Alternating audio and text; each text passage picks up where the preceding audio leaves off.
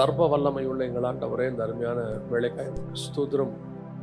கிருபை உள்ள கரத்தில் எங்களை தாழ்த்துகிறோம். இப்படி வார்த்தைகளை அனுப்புவீராக ஆண்டவரே. உம்முடைய வார்த்தை எங்களுக்குள்ள கிரியை செய்யும்படி நாங்கள் செபிக்கிறோம். நாங்கள் திரும்பி போகும்பொழுது வசனத்தை பெற்றுக்கொண்டவர்களாய் திரும்பி போக கர்த்தர் கிருபை பாராட்டுங்க. இந்த வார்த்தைகள் ஆண்டவரே எங்களோடு கூட எல்லா நாள்களுக்கும் பேச கர்த்தர் கிருபை தாங்க. எங்களுக்குள்ளே பதியட்டும், வேரூன்றட்டும் ஆண்டவரே. இந்த வார்த்தை கனி கொடுக்கட்டும் ஆண்டவரே. ஆண்டவரே, பல நாட்கள் இந்த வார்த்தைகள் எங்களோடு கூட இடைவிட கர்த்தர் கிருபை தருவீராக. மகிமையுள்ள கரத்தில் எங்களை தாழ்த்துகிறோம் எங்கள் ஆண்டவர் இயேசு கிறிஸ்துவின் நாமத்தில் பிதாவே. அல்லேலூயா. லூக்கா எழுதின சுவிசேஷம் 2ஆம் அதிகாரம் 52வது வசனம். இயேசுவானவர் ஞானத்திலும் வளர்த்தியிலும் தேவ கிருபையிலும் மனுஷர் தயவிலும் அதிகமாய் விருத்தி அடைந்தார். பொதுவாக இந்த வசனத்தை நம்ம நிறைய தடவை தியானிச்சிருப்போம். நிறைய தடவை நீங்கள் செய்திகள் நிறைய இதில் கேட்டிருப்பீங்க. இதில் இருக்கிற 4 காரியங்களை, அதாவது ஒரு மனுஷனுடைய வளர்ச்சி, இதில் வேதத்தில் கொடுக்கப்பட்டிருக்கிற ஒவ்வொரு விஷயமும் நமக்காக கொடுக்கப்பட்டது. முன்மாதிரியாக ஜீசஸ் கிரைஸ்ட் இருப்பார். அதில் ஒவ்வொன்றுத்துலேயும் முன்மாதிரி அவர்.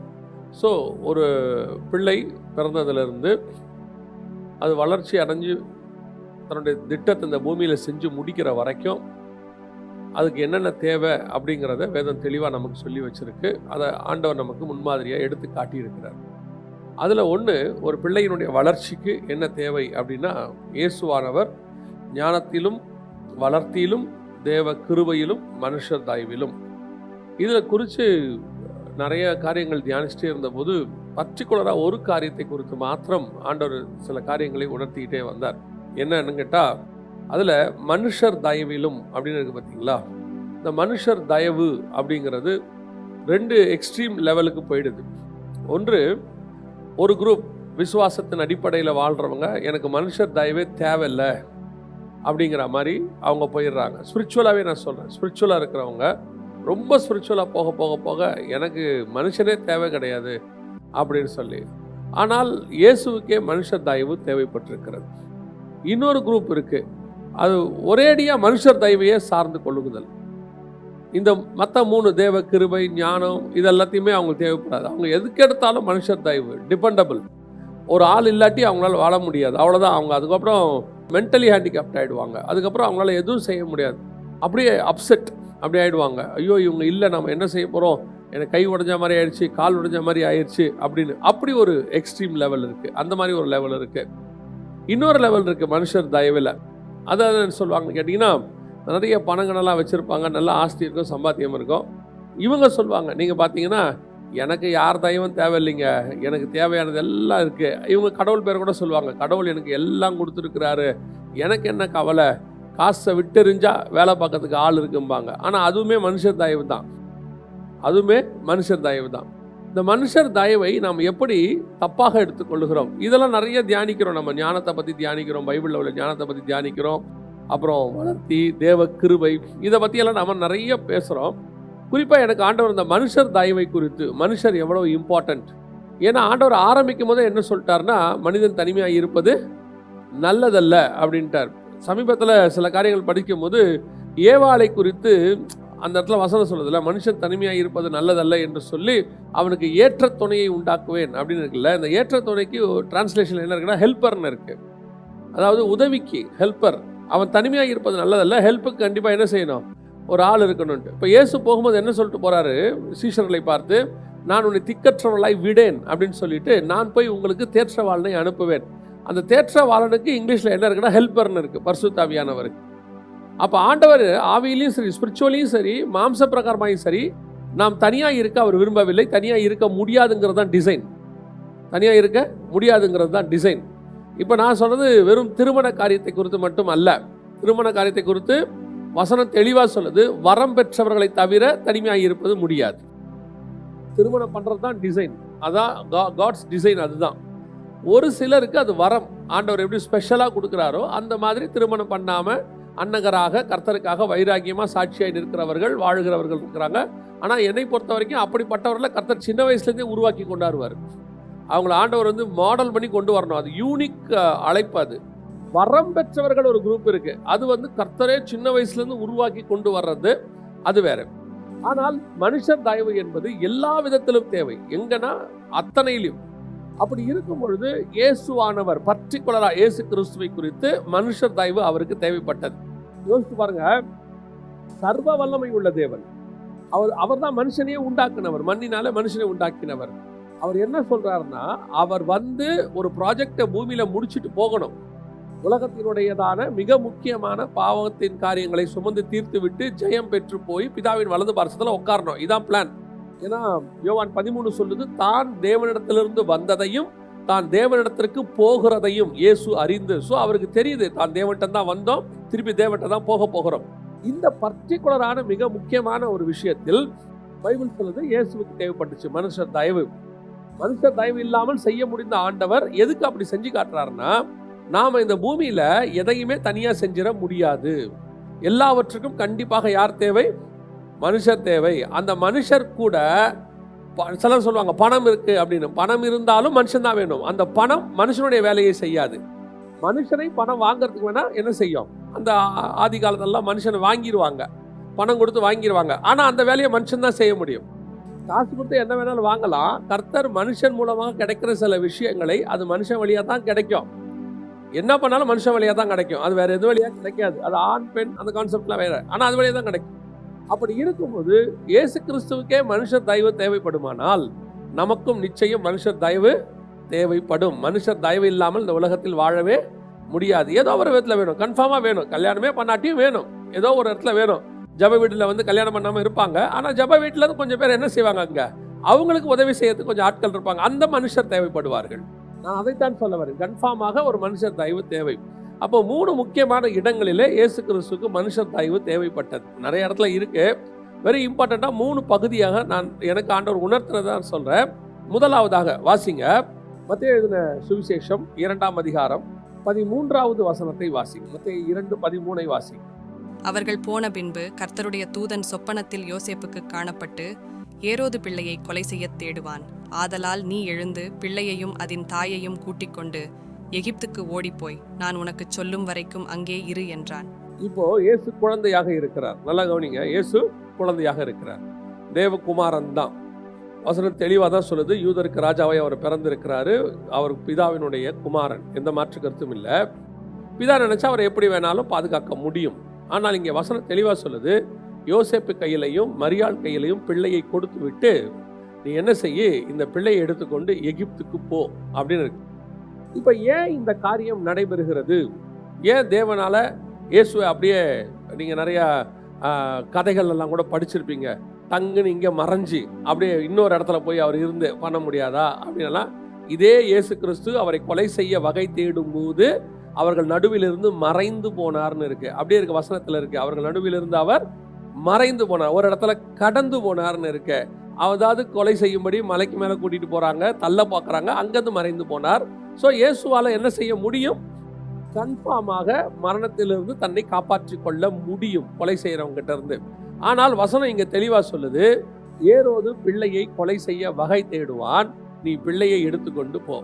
இது அர்த்தம் என்ன அப்படின்னு கேட்டீங்கன்னா, ஒரு குறிப்பிட்ட காலகட்டம் வரைக்கும் நாம் பிள்ளைகளாக இருக்கிறோம், குழந்தைகளாக இருக்கிறோம். இப்ப நான் ஸ்பிரிச்சுவலா சொல்றேன், குழந்தைகளாக இருக்கிறோம். நாம் குழந்தைகளாக இருக்கும் பொழுது நம்முடைய திட்டத்தை நிறைவேற்றுவதற்கு ஆண்டவர் பூமியிலே ஒரு சிலரை வைத்திருக்கிறார். நாம் மாம்சத்தின்படி பிள்ளைகளாக இருக்கும் போது பெற்றோரை வைத்திருக்கிறார். நாம் ஆவியில பிள்ளைகளாக இருக்கும்போது, ரட்சிக்கப்பட்டு குழந்தைகளாக இருப்போம், குழந்தைகளாக இருக்கும்போது ஆவிக்குரிய பெற்றோரை வைத்திருக்கிறார். ஆவிக்குரிய பெற்றோர்னா தாய் தகப்பன்மாரை சொல்லல, உங்களுக்கு போதிக்கிறதான போதகர்கள், சபையை குறித்து நான் சொல்லுகிறேன். இந்த அடிப்படையான இந்த குழந்தை பருவம், ஸ்பிரிச்சுவலி வேர்ல்ட்லி, குழந்தை பருவத்திலே நம்மை பாதுகாப்பதற்கு ஒரு மனுஷர் தயவு தேவைப்படுகிறது. உலக பிரகாரமாக இன்னைக்கு நிறைய பேர் வளர்ந்த பிறகு தாயையும் தகப்பனையும் பார்த்து கேட்கிற கேள்வி என்ன, நீங்க இல்லாட்டி நான் இருக்க முடியாதா, நான் வாழ முடியாதா, அது செய்ய முடியாதா, இது செய்ய முடியாதா அப்படின்லாம் கேள்வி கேட்பாங்க. இந்த கேள்வி அவங்க எப்போ கேட்டிருக்கணும்னா 6 மாசத்துல கேட்டிருக்கணும், பேச ஆரம்பிக்கும் போது கேட்டிருக்கணும். அந்த பிள்ளை வளர்ந்து வருகிற வரைக்கும் ஒவ்வொரு காலகட்டத்திலும் அந்த பிள்ளையை எடுத்துக்கிட்டு பத்திரமாய் போக வேண்டியது, பாதுகாக்க வேண்டியது தேவ திட்டம். இயேசு கிறிஸ்து உலகத்தின் பாவத்தை சுமந்து தீர்க்கணும். பிறக்கும் போதே சொல்லிட்டாங்க, உலகத்தின் பாவத்தை அவர் என்ன செய்ய போறாரு, சுமந்து தீர்க்கிற ரட்சகர் பிறந்திருக்கிறார். அப்படிதான் சொல்லியாச்சு. அந்த பிளான் நிறைவேறணும்னா ஒரு மாம்ச பிரகாரமான ஒரு தாய் தகப்பன் தேவைப்படுகிறது. நடுவில் பாதுகாக்கக்கூடிய ஒரு தாய் தகப்பன் தேவைப்படுகிறது. இந்த கடைசி காலத்தில் அன்பு தணிந்து போகும் அப்படிங்கிறதான வசனத்தினுடைய மிக முக்கியமான காரியம் எங்க நிறைவேறிக்கிட்டு இருக்குன்னா வீட்டில் நிறைவேறிக்கிட்டு இருக்குது. அன்பு தணிந்து போகும்னு சொல்லும் போது அது டிவிலையோ பேப்பர்லையோ பார்க்குறாங்க. ஓ, அங்கே கொலை பண்ணுறான், இங்கே கொலை பண்ணுறான், அதை பண்ணுறான், இதை பண்ணுறான். இதை சொல்கிறதுலாம் யாருன்னா ஸ்பிரிச்சுவல் பர்சன்ஸ். பாருங்க உலகம் எவ்வளோ மோசமாக இருக்குது. இவங்க வேற போதிக்க வேற செய்கிறாங்க. என்ன போதிக்கிறாங்க? உலகம் எவ்வளவு மோசமாய் விட்டது, கர்த்தர் சொன்னபடி அன்பு தணிந்து போகிற காலம் வந்து விட்டது. அதெல்லாம் ரெண்டாவது. வீட்டில் அன்பு தணிஞ்சு போச்சு, வீட்டுக்குள்ளே கிடையாது இன்னைக்கு அன்பு. அதாவது இன்னைக்கு நாம் இந்த இடத்துல வந்து உட்காந்துருக்கிறோன்றது பெரிய விஷயமே கிடையாது. நம்ம யாருனே தெரியாமல், நடக்க முடியாமல், பேச முடியாமல் பரலோகம் நம்மளை கொண்டு போய் ஒருத்தர் கையில் ஒப்படைக்குது இல்லை, அவங்க வளர்ந்து வருகிற வரைக்கும் இட்ஸ் வெரி இம்பார்ட்டன்ட் பீரியட். இன்னைக்கு நமக்கு நடக்க தெரிஞ்சிருச்சு, பேச தெரிஞ்சிருச்சு, படிக்க தெரிஞ்சிருச்சு, சம்பாதிக்க தெரிஞ்சிருச்சு, எல்லாம் தெரிஞ்சிருச்சு. ஆனால் இது எதுவுமே தெரியாமல் ஒரு சின்ன ஒரு மாம்ச பிண்டம் சொல்லுவாங்க. அது ஆக்சுவலாக ஆரம்பமாக வரும்போது ஒரு குழந்தையா கொண்டாந்து 3.5 கிலோ 4 கிலோ கொண்டாந்து கொடுக்கும்போது அதுலேருந்து கொண்டு வந்து அவங்க வளர்த்து கொண்டாந்தாங்கல்ல, அது நம்ம பார்க்கறதுக்கு ஈஸியாக இருக்கும். நாங்கள் ஃபஸ்ட்டு 10 வருஷம் நானாக வளர்ந்துட்டேன்னு யாரும் சொல்ல முடியாது. 10 வயசுக்கு மேலே நிதானம் வந்துடுது, 13 வயசுக்கு வரைக்கும். அந்த 13 வருஷமும் ஒவ்வொரு நாள் இரவு பகல் பெற்றோர் வளர்த்தது. காலப்போக்கில் வளர்ந்த பிறகு, வேலைக்கு வந்த பிறகு, படிக்க ஆரம்பித்த பிறகு, சம்பாதிக்க ஆரம்பித்த பிறகு அந்த தியாகம் நமக்கு என்னவாயிடுது? மறந்து போயிடுது. அது ரொம்ப பெருசாகவும் தெரியல. இது எப்போ கர்த்தர் உங்களுக்கு தெரிய பண்ணுவார் தெரியுமா? நிறைய பேருக்கு அது தெரியாது. எப்போ தெரிய பண்ணுவார் தெரியுமா? நமக்கு ஒரு பிள்ளை பிறக்கும் பாருங்க, அப்போ அந்த பிள்ளை பேசும் பாருங்க, அப்போ தெரிய பண்ணுவார் கர்த்தர். அப்போ நீங்கள் சொல்வீங்க, நான் உன்னை எப்படியெல்லாம் வளர்த்தேன் தெரியுமா? என்ன பெருசாக வளர்த்துட்டீங்க? எல்லாரும் வளர்த்த மாதிரி தானே வளர்த்தீங்க, அப்படி தானே கேட்பாங்க. எல்லாரும் வளர்க்குற மாதிரி எல்லாரும் வளர்க்க முடியாது. ஒவ்வொருத்தரும் யூனிக்காக வளர்க்கணும். பக்கத்து வீட்டுக்கார் வளர்க்குற மாதிரி உங்களை வளர்க்க முடியாது. ஒவ்வொருத்தருக்கும் ஒவ்வொன்று இருக்கு. அப்போ ஆவிக்குரிய வாழ்க்கையில் வர்றதுக்கு முன்னாடி இந்த மாம்சத்தில் பிறக்கும் போது, அதாவது நாம் தேவனை நாம் தெரிந்து கொள்கிற காலம் ஒன்று இருந்துச்சு. அதுக்கு முன்னாடியே தேவன் நம்மை தெரிந்து கொண்டார், தாயின் கருவிலே தெரிந்து கொண்டார். அப்போ பர்டிகுலராக ஒரு தாய் தகப்பன் கையில் தான் உங்களுக்கு கொடுக்குறாரு. இயேசுவை கொண்டு கொடுக்கும் போது யோசேப்பையும் மரியாளையும் பரலோகம் செலக்ட் பண்ணி கொண்டு கொடுக்குது. அவன் யூதா வம்சத்தில் இப்படி வரணும், இந்த அம்மா இப்படி வரணும். அதே மாதிரி தான் ஒவ்வொரு பிள்ளையும் பரலோகம் கொடுக்குது. யார் கையில் கொடுக்கணுமோ, யார்கிட்ட கொடுத்தா எப்படி வளர்ப்பாங்களோ அவங்க கையில் கொடுத்து வளர்க்குது பரலோகம். அப்போ நாம இந்த மனுஷர் தயவு வெரி இம்பார்ட்டன்ட், ரொம்ப முக்கியம். இன்னைக்கு நாம் அதை ரொம்ப அசட்டை பண்ணுறோம். வளர்ந்து வந்த பிறகு அசட்டை பண்ணுறோம். நம்முடைய தாயினுடைய காரியம், தகப்பனுடைய காரியம் நமக்கு தெரியாது பாருங்க. அந்த ஆரம்பத்தில் நான் எப்பவும் சொல்வேன், நான் எங்கள் அம்மாவை பார்க்க ஆரம்பித்தது எனக்கு நினைவில் இருக்கிறத நான் சொல்லுவேன். ஒரு 4-5 வயசுலேருந்து அவங்க பட்ட கஷ்டம் எனக்கு நினைப்பில் இருக்குது. அது எனக்கு இருக்குது, நல்ல ஞாபகத்தில் இருக்குது. அவங்க என்னென்ன கஷ்டப்பட்டாங்க, எப்படி என்னை வளர்த்தாங்கன்றது ஒரு 4 வயசுலேருந்து கொஞ்சம் கொஞ்சமாக இருக்குது. ஒரு 10-8 வயசுக்கு அப்புறம் நல்ல தெளிவாக இருக்குது. ஆனால் இந்த காரியங்கள் எல்லாவற்றையும் தெரிஞ்ச பிறகு, அது மனசில் வந்த பிறகு, எங்கள் அம்மா என்ன அடிக்கிறதா இருக்கட்டும், திட்டுறதாக இருக்கட்டும், இது எதுவுமே என் மனசில் நிற்கலை. அவர்கள் எனக்கு பட்ட பாடு மட்டும் இன்னைய வரைக்கும் நிற்கிது. அது என் மனசில் நிற்கிது. ஏன்னு சொன்னால் அது அவங்களோட தனிப்பட்ட இஷ்யூ, அவங்க கோவப்படுறது எல்லாமே. ஆனால் என்னை வளர்க்கறதுக்கு அவர்கள் பட்ட பாடு. இப்போ பாருங்க, திடீர்னு ஆண்டவர் சொல்கிறார், நைட்டு கூப்பிட்டு மரியாளையும் யோசேப்பையும் கூப்பிட்டு, பிள்ளையை எடுத்துக்கொண்டு ஓடு, பிள்ளையை கொலை செய்ய வகை தேடுவான். இந்த மாதிரி சம்பவம் நம்ம லைஃப்பில் நடந்திருக்கோம். ஆனால் ஏரோது கொலை பண்ணியிருக்க மாட்டான். திடீர்னு வியாதி வந்திருக்கோம், நைட்டில் பிள்ளைக்கு திடீர்னு மூச்சு அடைச்சிருக்கோம், இல்லைன்னா திடீர்னு பிள்ளைக்கு ஃபிட்ஸு வந்துடும். அந்த நிமிஷத்தில் அந்த தகப்பனும் தாயும் தூக்கிட்டு ஓடுற மனநிலை இருக்கு பாருங்க, அதை யாராலையும் விவரிக்கவே முடியாது. ஈஸியாக சொல்லிட்டு போயிடலாம். அதை நீங்கள் தெளிவாக தெரிஞ்சுக்கணும்னா, நீங்கள் அப்படி ஒரு இடத்துக்கு ஓடும் போது மட்டும்தான் உங்களுக்கு தெரியும். ஒரு நாள் ராத்திரியில பிள்ளையை தூக்கிட்டு ஓடும் போது 1 மணி இருக்கும், திடீர்னு மூச்சு அடைச்சிடுச்சு. அந்த பால் மூக்கு வழியாக வந்துடுச்சு. என்ன செய்யறதுன்னு தெரியல, தூக்கிட்டு ஓடுறோம். ஒரு ஹாஸ்பிட்டல் இல்லை அன்னைக்கு. டாக்டர் வீட்டை போய் கதவை தட்டுறோம், திறக்க மாட்டேங்கிறாங்க. ஒவ்வொரு 3ஆவது இடத்துல தான் திறந்தாங்க. அந்த மனநிலை இருக்கு பாருங்க, அது தூக்கிட்டு ஓடுறவங்களுக்கு மட்டும்தான் தெரியும். இன்னைக்கு யோசேப்பையும் மரியாதையும் பார்த்து சொல்றாரு, அந்த ராத்திரியில் எடுத்துக்கொண்டு ஓடு. அப்போ அந்த ஓடக்கூடியதான சூழ்நிலை எப்படி இருந்திருக்கும்? அந்த ராத்திரியில் ஓடுன்றாரு. அவன் என்ன ப்ரிப்பரேஷனாக இருந்திருப்பான், என்ன பண்ணியிருப்பான், என்ன கையில் எடுப்பான். இன்னைக்கு நம்ம திடீர்னு ஊருக்கு கிளம்புன்னு சொன்னால் யாரும் இன்னைக்கு திடீர்னு கிளம்புறது இல்லை. என்ன இப்படி திடீர்னு கிளம்ப சொல்கிறீங்க, ஒரு 2 நாளைக்கு முன்னாடி சொல்கிறது இல்லையாங்கிறோம். மரியாதை சொல்கிறாரு, எடு எடு எல்லாத்தையும் எடு, ஓடு. ஏன் பிள்ளைய கொலை செய்ய ஏரோது தேடுறானா? யாருக்காக ஓடணும்? நீங்க லிட்டரலா இப்படி எடுத்துக்கோங்க. நான் ஒரு பேச்சுக்கு தான் சொல்றேன். யோசேப்புக்கு இந்த பிள்ளைக்கு என்ன சம்பந்தம்? மரியாளாவது சுமந்து பெக்கிறாங்க. யோசேப்பு மாம்சத்தின்படி கூட அதுக்கு என்ன கிடையாது, தகப்பன் கிடையாது. அவன் கார்டியன். எவ்வளவு சின்சியாரிட்டி இருக்கு பாருங்க அவன் ஒர்க்ல. நைட் எடுத்துக்கிட்டு ஓட சொல்றாரு, எடுத்துட்டு ஓடு அப்படின்றாரு. ஓடுறான் பிள்ளைய தூக்கிட்டு. அடுத்த வசனம் வாசிங்க, 2:21 வாசிங்க. அவன் எழுந்து பிள்ளையையும் அதன் தாயையும் கூட்டிக் கொண்டு இஸ்ரவேல் தேசத்துக்கு வந்தான். திருப்பி சொல்றாரு, அங்கிருந்து இங்க வா. இங்கிருந்து எகிப்துக்கு போனாச்சு, போயாச்சு. திருப்பி சொல்றாரு, அங்கிருந்து எங்க வா, இஸ்ரவேலுக்கு வா. திருப்பி வர்றாரு. ஒவ்வொரு விஷயத்தையும் கமாண்ட், பரலோகம் கொடுக்கிற கமாண்டுக்கு கீழ்ப்படியணும். பிள்ளைய தூக்கிட்டு போனா போகணும், வானா வரணும். இந்த மாதிரி நம்ம பெற்றோருக்கு கமாண்ட் தெரியாது. அவங்களுக்கு யோசேப்பு மாதிரி காது கர்த்தருடைய சத்தத்தை கேட்கிற கமாண்ட் தெரியாது.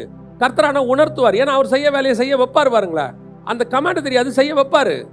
ஆனா தூக்கிட்டு ஓடணும், நடக்கணும், போகனா போகணும். எத்தனை பேர் எத்தனை விதத்துல, நான் தான் அடிக்கடி ரொம்ப யோசிச்சு பார்க்கறது யாரையா இருக்கும்னா, ஆகாரம் நினைச்சு பார்ப்பேன். அதை வாசிக்கும் போதெல்லாம் ஆகாரம் நினைப்பேன். ஆகாரம் நம்ம பார்வையில நெகட்டிவா விழுந்துட்டாங்க. எல்லாரும் சொல்லியாச்சு ஆகாரம் நெகட்டிவ் தான், அந்த மாற்று கருத்து இல்லை. ஆனா பவுல் அப்படி சொல்லலை. பவுல் நியாயப்பிரமாணம்ட்டார் அவங்கள. ஸோ கலாத்தியர்ல சொல்லும் பொழுது நெகட்டிவா பார்க்கிறோம். நீங்க ஒரு சாதாரண ஒரு பெண்ணா நின்று பாருங்க. ஒரு 15 வயசு பையனை கையில பிடிச்சி கொடுத்துட்டு ஒரு துருத்தி தண்ணீரையும் ஒரு அப்பத்தையும் கையில கொடுத்தாச்சு.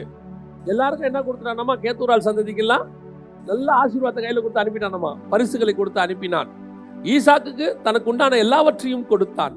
அப்படிதான் இருக்கு. ஆபிரகாமுக்கு 25ஆம் அதிகாரத்துல கேத்தூரால் சந்ததிக்கு பரிசுகளை கொடுத்து அனுப்பினான். ஈசாக்குக்கு தனக்கு உண்டான எல்லாவற்றையும் கொடுத்தான். ஆனா இவங்களுக்கு என்ன கொடுத்தானாமா, ஒரு துருத்தி தண்ணீரையும் அப்பத்தையும் கொடுத்து 15 வயசு பையனை கையில பிடிச்சு கத்தர் பார்த்துப்பார் போட்டு வனாந்தரத்துக்கு அனுப்பி விட்டானாமா. லிட்டரலா யோசிச்சு பாருங்க. எடுத்துட்டு ஓடணும் பையனை. வசனம் சொல்லுது, அலைந்து திரிந்தாள். அதுதான் இன்னைக்கு நிலைமை. இன்னைக்கு எத்தனை ஆகார் இருக்கு நீங்க நினைக்கிறீங்க? இன்னைக்கு தமிழ்நாட்டில் எடுத்துக்கிட்டீங்கன்னா எத்தனை ஆகார் இருப்பாங்க? பிள்ளைய கையில வச்சுக்கிட்டு வாழ வழி தெரியாம அலைஞ்சு திரிஞ்சு என்ன பண்றதுன்னு தெரியாம. ஒருத்தருடைய சாட்சியை கேட்டேன். ஒருத்தரை நம்பி திருமணம் பண்ணி கல்யாணம் பண்ணி குழந்தை பிறக்கும் போது ஹாஸ்பிட்டலில் கொண்டாந்து விட்டுட்டு போயிட்டார். ஹாஸ்பிட்டலில் விட்டுட்டு நாளைக்கு குழந்தை பிறக்க போதான் ஹாஸ்பிட்டலில் கொண்டாந்து விட்டுட்டு 2 மாதம் வரேன் அப்படின்ட்டு போயிட்டார். குழந்தை பிறக்கிற வரைக்கும் வரல. கவர்மெண்ட் ஹாஸ்பிட்டல், குழந்தை பிறக்கிற வரைக்கும் வரல. அந்த கவர்மெண்ட் ஹாஸ்பிட்டல்லையே கொஞ்சம் பால் பிரெட்டெல்லாம் தருவாங்க. அதை சாப்பிட்டுட்டு அந்த அம்மா வெயிட் பண்ணது வரல. அப்புறம் கையில் காசும் இல்லை. பக்கத்து பெட்டுக்காரங்கிட்ட சொல்லி ₹1 ₹2 ₹5 வாங்கிட்டு பிள்ளையை எடுத்துக்கிட்டு அதே அம்மா பிள்ளையை தூக்கிக்கிட்டு தோளில் போட்டுக்கிட்டு குழந்தை பிறந்த 5ஆவது நாள் 3ஆவது நாள் 5ஆவது நாளோ தோளில் போட்டுக்கிட்டு பஸ் ஏறி வீட்டுக்கு வந்துடுச்சு. யோசிச்சு பாருங்க. இன்னைக்கு நாம ஆட்டோ இல்லாட்டி, கால் டாக்ஸி இல்லாட்டி, ஆம்புலன்ஸ் இல்லாட்டி வரமாட்டேங்கிறோம். இன்னைக்கு இருக்க நிலைமை அதான். அது இன்னைக்கு சிச்சுவேஷன். இந்த மாதிரி பிள்ளைய தோளில் போட்டு அலைகிற ஆகார்கள் இன்னும் இருக்கிறார்கள். இன்னைக்கு இருக்கிறாங்க. என்ன பண்றது தெரியாது, வாழ வழி தெரியாது. ஆனா வளர்ந்து வந்து பிள்ளை கேட்குது, என்ன பண்ணிட்டீங்க, என்ன வளர்த்துட்டீங்க, அப்படி என்ன செஞ்சிட்டீங்க. அந்த அந்த அலைஞ்சு திரிஞ்சு தோளில் போட்டுக்கிட்டு இருக்கும் போது அந்த நிமிஷத்துல அவ சிந்தனை கண்ணீர் இருக்கு பாருங்க. அந்த தகப்பன் சிந்தனை கண்ணீர் இருக்குல்ல, அதுக்கு ஈக்குவலே கிடையாது. அதை நீங்க எந்த பணத்தை கொடுத்தும் என்ன செய்ய முடியாது, திருப்பி ரீஃபண்ட் பண்ண முடியாது. திருப்பி அவர்களுக்கு உங்கள் அன்பின் மூலமாக மட்டும்தான் ரீஃபண்ட் பண்ண முடியும். வேற வழியே கிடையாது. அதான் வசனம் சொல்லுது, மனுஷ தயவு இயேசுவுக்கு தேவைப்பட்டது. அந்த ராத்திரியில் தூக்கிட்டு ஓடுறான். அவன் பாட்டு கிளம்பி போறான், ஓடு. திருப்பி சொன்னார், எடுத்துட்டு வா, இங்க வா. அவன் கேட்கலாம் ஒரு வார்த்தை, ஆண்டவரே இந்த பிள்ளைக்கு நான் ஏன் நைட்டு ஃபுல்லா ஓடணும், இந்த பிள்ளைக்கு நான் ஏன் வரணும். ஆண்டவர் சொல்றார், இந்த பிள்ளை மேல காட்ஸ் பிளான் இருக்கு. இன்னைக்கு உட்காந்து ஸ்பிரிச்சுவலி ரட்சிக்கப்பட்டோம், வந்துட்டோம். எத்தனை ஊழியக்காரங்க தெரியுமா, எத்தனை விசுவாசி தெரியுமா, பிள்ளைய அப்பா அம்மாவை கொண்டு போயிட்டு ஆர்ஃபனேஜில் விட்டுட்டு பார்க்காம கொள்ளாம, அவங்ககிட்ட பேசாம கொள்ளாம, ஒரு ஃபோன் கூட பண்ணாம, கேட்டா பாருங்க இவங்கெல்லாம் பயங்கரமா ஸ்பிரிச்சுவலி அப்படியே உலகத்துக்கே போதிக்கிறது, தேவனுடைய அன்பை குறித்து போதிக்கிறது. உன் சொந்த தாய் தகப்பனிடத்தில் அன்பு காட்ட முடியாத நீ எப்படி தேவனுடைய அன்பை குறித்து அடுத்தவர்களுக்கு போதிக்க முடியும்? தாய் தகப்பன்ட்ட டெய்லி பேச மாட்டேங்கிறீங்க, போன்ல விசாரிக்க மாட்டேங்கிறீங்க, ஆர்ஃபனேஜில் கொண்டு போய் விட்டுடுறீங்க. அங்க விட்டுட்டு அங்க போயிட்டு அந்த அம்மா படுற கஷ்டம், அந்த தகப்பன் படுற கஷ்டம். ஒருத்தரை பத்தி கேள்விப்பட்டேன், தாய் ஒரு ஆர்ஃபனேஜில் இருக்கு, தகப்பன் ஒரு ஆர்ஃபனேஜில் இருக்கிறாங்க, ஆளாளுக்கு ஒரு பக்கத்தில் இருக்கிறாங்க. இத்தனைக்கு 3 பசங்க, 3 பேர்ல ஒருத்தர் கூட வச்சு பார்க்கறதுக்கு இல்லை. கேட்டு பாருங்க, எங்களுக்கு இருக்கிற டைட் ஷெட்யூல்ல, எங்களுக்கு இருக்கிற பிஸி ஷெட்யூல்ல, எங்களுக்கு இருக்கிற பொருளாதாரத்தில், இவ்வளோ பொருளாதாரத்தில் ஒரு ஆத்மாவுக்கு சாப்பாடு போட முடியாதா உன்னால? ஒரே 2 பேருக்கு சாப்பாடு போட முடியாதா? கேட்டு பாருங்க. நீங்க சொல்ற எவ்வளோ காரியம். உங்களுக்கும் எனக்கும் குழந்தையா இருக்கும்போது சாப்பாடு போடும்போது எங்க அம்மா சொல்லுவாங்க, 4 வயசு வரைக்கும் வேலை கிடையாது, 13 கிலோமீட்டர் நடந்து வரணுமா வேலை பார்க்கறதுக்கு. 13 கிலோமீட்டர் குழந்தைய தூக்கிட்டு நடந்து வரணுமா. காலையிலேருந்து 9 மணிலேருந்து 6 மணி வரைக்கும் வேலை பார்க்கணும். காலையில் 7 மணி 7:30 மணிக்கு வேலையை முடிச்சுட்டு கிளம்புனாங்க, வீட்டில் கிளம்புனாங்கன்னா 9 மணிக்கு வேலைக்கு வந்து வருவாங்களாம். வந்து முடிச்சுட்டு திருப்பி 6 மணிக்கு கிளம்பி போவாங்களாம் பிள்ளைய தூக்கிட்டு. அப்படி அவர்கள் வேலைக்கு காசே இல்லாத காலத்தில் கிடைக்கிறத வச்சு நம்மளை காப்பாத்தினாங்க. இன்னைக்கு நம்ம நல்லா தான் இருக்கோம். இன்னைக்கு நம்மகிட்ட ஏன் காசு இல்லை, எங்க அம்மா அப்பாவை பார்க்க ஏன்பா காசு இல்லை, என் பிள்ளைக்கு 2 லட்சம் ஃபீஸ் கட்டணும். உன் பிள்ளைக்கு 2 லட்சம் ஃபீஸ் கட்ட முடியுது, உங்க அப்பா அம்மாவுக்கு ஒரு 2000 ரூபாய்க்கு மாத்திரை வாங்கி கொடுக்க முடியல. இதானே இன்னைக்கு விஷயம். ஏன் காசு இல்லை, என் பிள்ளைக்கு 2 லட்சம் ஃபீஸ் கட்டணும், என் குடும்பத்தை இவ்வளோ பார்க்கணும், இவ்வளோ வாடகை இருக்குது, இவ்வளோ கரண்ட் பில் இருக்கு, இவ்வளோ இருக்குது. ஆனா அப்பா அம்மாவுக்கு ஒரு 2000 ரூபாய்க்கு மாத்திரை வாங்கி கொடுக்க முடியல. இதுதான் இன்னைக்கு உலகத்தினுடைய, இதுக்கு பேர் தான் அன்பு தணிந்து போகுதல். இதுக்கு பேர் தான் அன்பு தணிந்து போகுதல். இன்னைக்கு மனுஷர் தயவு ஒரு காலகட்டத்தில் இயேசுவுக்கே தேவைப்பட்டது. நீங்களுடன் அறியாத காலத்துல எடுத்துட்டு போன அந்த பெற்றோருடைய அந்த ஒரு காரியத்தை லைஃப்ல மறக்கக்கூடாது. இந்த தயவு கர்த்தர் நமக்கு நியமித்து வைத்திருக்கிறார். இப்போ நான் சொல்வேன், உங்க அம்மாவுக்கு 70 வயசு ஆகட்டும், 60 வயசு ஆகட்டும், உங்களுக்கு அடிபட்டுருச்சு இல்லை உங்களுக்கு ஒன்றுனா முதல்ல துடிக்கிறது அவங்களா தான் இருப்பாங்க. ஃபர்ஸ்ட் துடிக்கிறது அவங்களா தான் இருப்பாங்க.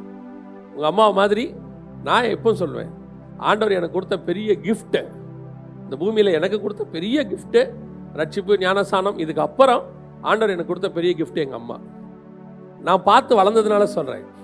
நான் வீட்டுக்குள்ளே நுழைஞ்ச உடனேயே முகத்தை பார்க்கும் போதே கேட்பாங்க, இன்னும் சாப்பிடலையாம்பாங்க. சாப்பிட்டியானே கேட்க மாட்டாங்க, சாப்பிடலையாப்பா இன்னும் அப்படிம்பாங்க. அந்த முகத்தை வச்சே கண்டுபிடிப்பாங்க. அந்த மாதிரி தான் பெற்றோர் இருந்தாங்க. இப்ப இருக்கிறவங்க பெற்றோரை பார்க்கறதுக்கு அவ்வளோ கஷ்டம். நான் என்ன சொல்றேன், சூழ்நிலை இருக்கு, யாரும் இங்க இல்லைன்னு சொல்லலை. சூழ்நிலை இருக்கு, இங்க கஷ்டம் இருக்கு, யாரும் இல்லைன்னா சொல்லலை. அதுக்கு நடுவில் நம்ம பார்க்குறோம் பாருங்களேன், அதைத்தான் பரலோகம் பார்த்துக்கிட்டு இருக்கோம். கனி கொடுக்க முடியாத காலத்தில் கனி கொடுக்கறதானே ரொம்ப இம்பார்ட்டன்ட்டு. என்னால செய்ய முடியாதுங்கிற இடத்துல செய்யறோம் பாருங்களேன், அதுதானே கனி கொடுக்கிற அனுபவம். பல நேரங்களில் நாம் என்ன செய்யறோம், இதெல்லாம் மறந்துடும். இப்ப நம்ம படிச்சுட்டோம், சம்பாதிக்கிறோம், இன்னைக்கு நம்ம நல்லா இருக்கிறோம்.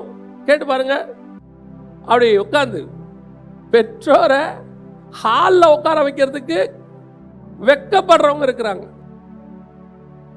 பெற்றோரை ஹாலில் உட்கார வைக்கிறதுக்கு எல்லாரும் வந்து போறாங்க, நீங்க கொஞ்சம் உள்ள இருங்க. ஏன் அவங்க ஹாலில் உட்காந்தா என்ன, அவங்க அங்க இருந்தாலும் நம்ம வந்திருக்கோம். இன்னைக்கு நிறைய பேருடைய சுபாவம் அந்த மனுஷர் தயவில் ரொம்ப இம்பார்ட்டன்ட். ஃபர்ஸ்ட் பார்ட் உன் தாயும் தகப்பனும். நீங்க முதல்ல அவங்கள போய் பாருங்க, கேளுங்க, விசாரிங்க, ஒரு ஃபோன் பண்ணி பேசுங்க, என்ன ஆச்சுன்னு பாருங்க. இன்னைக்கு பலர் அதை செய்கிறது இல்லை. அவங்கள கேட்கறது இல்லை, அவங்க தான் உன்னை வாழ்த்துறவங்க. அதுவும் குறிப்பா உன் தாயும் தகப்பனும் பூமியை விட்டு போகும்போது வாழ்த்தணும், ஆசீர்வதிக்கணும். பைபிள்ல பாருங்க, கடந்து போகும்போது சொல்ற ஆசீர்வாதம் அப்படியே தலை மேல நிற்கும். அது யாக்கோபா இருக்கட்டும், ஈசாக்கா இருக்கட்டும், அல்லது வந்துட்டு ஆபிரகாமாக இருக்கட்டும், யோசேப்பாக இருக்கட்டும், அவங்க முடியும் போது என்ன சொல்றாங்களோ அந்த ஆசீர்வாதம் அப்படியே நிற்கும். we must be very careful. விசாரிக்கணும், அவ்வளவுதான். சில எக்ஸ்ட்ரீம்ஸ் கேஸ் இருக்கு. தாய் வந்து பிள்ளைய பார்க்காதது, தகப்பன் விட்டுட்டு போறவங்க, இப்போ நடுத்தரில் விட்டுட்டு போறவங்க, நான் அவங்கள பற்றியெல்லாம் பேசவே இல்லை. நான் சொல்றது இந்த தாய் தகப்பன், இப்படிப்பட்டதான ஒரு தாய் தகப்பன். நமக்கு தெரியும் தானே நம்ம தாய் தகப்பன் என்ன செஞ்சாங்கன்னு. நான் சொல்றது நமக்காக ஜீவனை கொடுக்கிறவர்கள், நமக்காக இரவும் பகலும் ஓடுகிறவர்கள், பாருங்க, எனக்கு அந்த வசனத்தை படிக்கும்போது ரொம்ப ஆச்சரியமா இருந்துச்சு. லூக்கா எழுதின சுவிசேஷம் 2ஆம் அதிகாரத்துல மரியாளை குறித்து ஒரு வார்த்தை வருது பாருங்க. 34 வாசிங்க. பின்னும் சிமியோன் அவர்களை ஆசீர்வதித்து அவருடைய தாயாகிய மரியாளை நோக்கி, இதோ அநேகருடைய இருதய சிந்தனைகள் வெளிப்படத்தக்கதாக இஸ்ரவேலில் அநேகர் விழுகிறதற்கும் எழுந்திருக்கிறதற்கும் விரோதமாக பேசப்படும் அடையாளமாவதற்கும் இவர் நியமிக்கப்பட்டிருக்கிறார். இவரை பத்தின ப்ராஃபஸி சொல்லியாச்சு. இவர் பயங்கரம். இவர் உலகத்தின் பாவத்தை சுமந்து தீர்க்க போகிறவர், விழுகிறதுக்கும் எழுந்திருக்கிறதுக்கும் மிக முக்கியமான ஆளு, எல்லாம் சொல்லியாச்சு. கடைசியா ஒரு பஞ்சு சொன்னான் பாருங்க சிமியோன், அதான் ரொம்ப முக்கியம். அடுத்த வசனம், உன் ஆத்மாவையும் ஒரு பட்டயம் உருவி போகும். அப்படின்னா என்ன அர்த்தம்? உன் ஆத்மாவை ஒரு கத்தி கிழிச்சுக்கிட்டு போகும்ன்றான். மரியாளுக்கு ப்ராஃபஸி, மரியாளை நோக்கி. இது என்ன? இந்த ப்ராஃபஸி என்ன? எல்லாருக்கும் இயேசு ஆசீர்வாதம்பா, அத்தனை பேருக்கும் இயேசு ஆசீர்வாதம். அவர் மரிச்சு உயிர் தெழுந்து உலகத்தை ரட்சிக்க போகிறார். அந்த பிள்ளையை நீ பெற்றெடுத்திருக்கிற, எல்லாம் ஓகே தான். ஆனா உன் ஆத்மாவை ஒரு பட்டயம் உருவி போகும். அதோட அர்த்தம் என்னன்னா, இவ்வளத்தையும் உன் கண்ணு பார்க்கும். உன் கண்ணுக்கு முன்னாடி உன் பையன் சாகிறத நீ பார்ப்ப, உன் மூத்த பிள்ளை சாகிறத நீ என்ன செய்வ? கண்ணு பார்க்கும். உலகத்துக்கு அவர் ரட்சகர், உனக்கு அவர் என்னவா இருக்கிறாரு? நீ பெற்றெடுத்த பிள்ளையாக இருக்கிறார். ஒரு இடத்துல அது மாறிடுச்சு, தேவகுமாரன் ஆயிட்டாரு. அது வேற ஸ்பிரிச்சுவல் நான் பேசுறது. ஆனா மரியாளுக்கு கொடுக்குற அந்த காரியம் என்ன? உன் ஆத்துமாவையும் ஒரு பட்டயம் உருவி போகும். அதாவது கத்தி கிழிக்கிற மாதிரி கிழிக்குமா. அதனாலதான் சிலுவையில் அந்த அம்மா நின்னாங்க அந்த இடத்துல. அந்த இடத்துல அந்த அம்மா ஒரு ஆறுதலை கொடுத்துட்டு போனார். இதோ உன் மகன் யோவானை பிடிச்சி கையில கொடுத்துட்டு போனார். ஏன்னா இந்த தீர்க்க தரிசனத்தினோட நிறைவேறுதல் அங்க நடக்குது. ஒரு பையன், மூத்த பையன் கண்ணுக்கு முன்னாடி சிலுவையில தொங்குறாரு, அடிக்கப்படுறாரு. நம்ம ஊர்ல சொல்லுவாங்க, பிள்ளை சாக்கிறத எப்பவுமே பார்க்க கூடாதும்பாங்க. பெற்றோருக்கு இருக்கிற சாபத்திலே பெரிய சாபம் என்னவாமா, தான் பிள்ளை சாகிறத பார்க்கறது. அது நடக்கக்கூடாது அப்படிம்பாங்க ஊர்ல. ஆனால் அது யோபுக்கு பொருந்தாது, அவன் நீதிமான். ஸ்பிரிச்சுவலி சில நேரத்தில் என்ன ஆகும்னு கேட்டிங்கன்னா அது நடக்கும், அது வேற விஷயம், அதை விட்டுருங்க. நான் இப்போ ஸ்பிரிச்சுவலாக பேசல, உலக பிரகாரமாக சொல்கிறேன். ஆனால் என்ன நடக்குது, இந்த இடத்துல இந்த அம்மா அப்படி பார்க்குறாங்க கண்ணுக்கு முன்னாடி, உன் ஆத்மாவையும் ஒரு பட்டயம் உருவி போகும். எத்தனை பெற்றோர் ஹாஸ்பிட்டலில் பிள்ளையை அட்மிட் பண்ணிட்டு வாசலில் கதறிக்கிட்டு உட்காந்துருப்பாங்க தெரியுமா? இந்த மாதிரி ஒவ்வொரு பெற்றோருக்கும் ஒரு சூழ்நிலை இருக்கிறது. ஆத்மாவையும் ஒரு பட்டயம் உருவி போகும். சில நேரத்தில் பிள்ளையை அப்படியே கொண்டு போய் உட்காந்துட்டு பிழைக்காதுன்னு சொல்லியிருப்பாங்க, அப்படியே உட்காந்துருப்பாங்க வாசலில். என்ன பண்ணுறதுன்னு தெரியாது. நமக்கு அந்த ஹாஸ்பிட்டலில் கடந்து போவோம், அவங்க அழுதுகிட்டு இருப்பாங்க, நமக்கு அது சாதாரணமாக இருக்கும். உட்காந்து அழுதுகிட்டு இருப்பாங்க, நம்ம பார்த்துட்டு போயிட்டே இருப்போம். அவங்க ஏன் அழுகுறாங்கன்றது, அவங்க ஆத்மா ஒரு பட்டயம் உருவிக்கிட்டு இருக்காங்க. என்ன சொன்னாங்கன்னு தெரியாது, ஏன் அழுகுறாங்கன்னு தெரியாது. ஒரு ஆத்மாவை பட்டயம் உருவுகிறது. இதுதான் அநேக பெற்றோர்கள் கடந்து வரக்கூடியது. அதுக்கு தான் கர்த்தர் பெற்றோரை கொடுத்திருக்கிறார். இவங்க இப்படியெல்லாம் கஷ்டப்பட்டு தான் அந்த பிள்ளையை கொண்டு வந்திருக்கிறாங்க. இப்போ மட்டும் யோசேப்பு முடியாதுன்னா, மரியாள் முடியாதுன்னு சொல்லியிருந்தா உலக பிரகாரமாக நான் சொல்கிறேன், ஆண்டவர் இயேசுவை காப்பாற்றிருப்பார், வேற விஷயம். யோசித்து பாருங்க. இன்னைக்கு இந்த மனுஷர் தயவு மிகவும் அவசியமாக இருக்கிறது. அல்லேலூயா. கர்த்தர் பல நேரங்களில் த பெஸ்ட் நமக்கு கொடுத்துருக்கிற மிக முக்கியமான நமக்கு கம்பேனியன் அல்லது நமக்கு ஃப்ரெண்ட் அல்லது நமக்கு மிக முக்கியமான ஆள் யாருன்னா நம்முடைய பேரண்ட்ஸ். ஃபஸ்ட்டு மனுஷர் தயவு அவங்க தான். ரெண்டாவது, ஆண்டவருக்கு ரெண்டாவது தேவைப்பட்டது என்ன? வாசிங்க, லூக்கா எழுதின சுவிசேஷம் 5ஆம் அதிகாரம் 3வது வசனத்தை வாசிங்க. அப்பொழுது அந்த படவில் ஒன்றில் ஏறினார். அது சீமோனுடையதாயிருந்தது. அதை கரையிலிருந்து சற்றே தள்ளும்படி அவனை கேட்டுக்கொண்டு அந்த படவில் உட்கார்ந்து ஜனங்களுக்கு போதகம் பண்ணினார். இயேசு இப்ப ஹெல்ப் கேட்கிறாரு. இயேசு என்ன கேட்கிறாரு? ஹெல்ப் கேட்கிறாரு. யார்கிட்ட கேட்கிறாரு? பேதுருகிட்ட கேட்கிறாரு. இப்ப அவன் படம் கொஞ்சம் கொடுக்குறியா அப்படின்னு கேட்கிறாரு. இப்ப இயேசு கிறிஸ்து பிரசங்கம் பண்ணுவதற்கு ஒரு மனுஷனுடைய உதவி தேவைப்படுகிறது. பொதுவாக நம்ம என்ன சொல்றோம்? யாருடைய உதவியும் தேவைப்படாதுங்கிறோம்.